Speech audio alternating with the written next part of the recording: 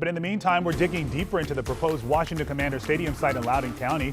WUSA 9 has learned negotiations between the team and economic leaders are still happening, despite the state lawmakers failing to pass a stadium funding package. Our chief investigative reporter Eric Flack is here with more right now. And Flack, on the surface, based on what we know, Loudoun County still makes a lot of sense for the new Commander Stadium, right? Yeah, I mean, it does, though. The team has done business there for 25 years. Its headquarters are there. But we found out if the Commanders want to build its new stadium in Loudoun County, it's going to cost owner Dan Snyder.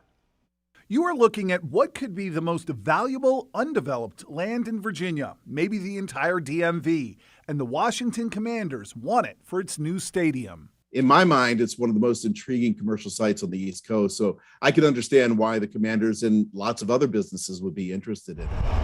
A source tells WUSA 9 the team offered $400 million for the 227-acre rock quarry owned by Chantilly Crushed Stone in Dulles, but the offer was turned down. That's double what the Commanders agreed to pay for a similar-sized stadium site in Woodbridge.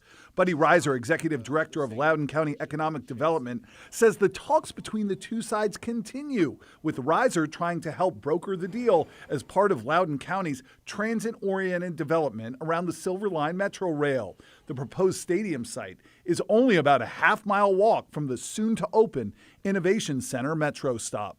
I think that there's a real opportunity to create a lot of synergy with a project that has so many integrated pieces at a metro stop. So I think that ultimately, if we can come to a deal that makes sense, it could be a win for the entire region. But Commanders owner Dan Snyder may have competition for the land. Amazon is already buying up and leasing hundreds of acres nearby for data centers. Meanwhile, the owners of the quarry have commissioned mock-ups of what a mixed-use retail area could become once a developer acquires the land, right in the heart of a county with the highest median income in the country.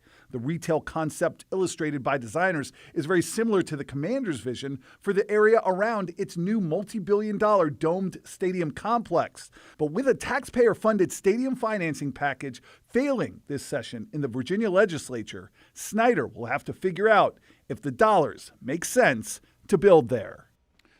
Last year, Dan Snyder took out an additional $450 million in debt to buy out minority partners he had been feuding with, according to the New York Times. His financial situation beyond that is unclear.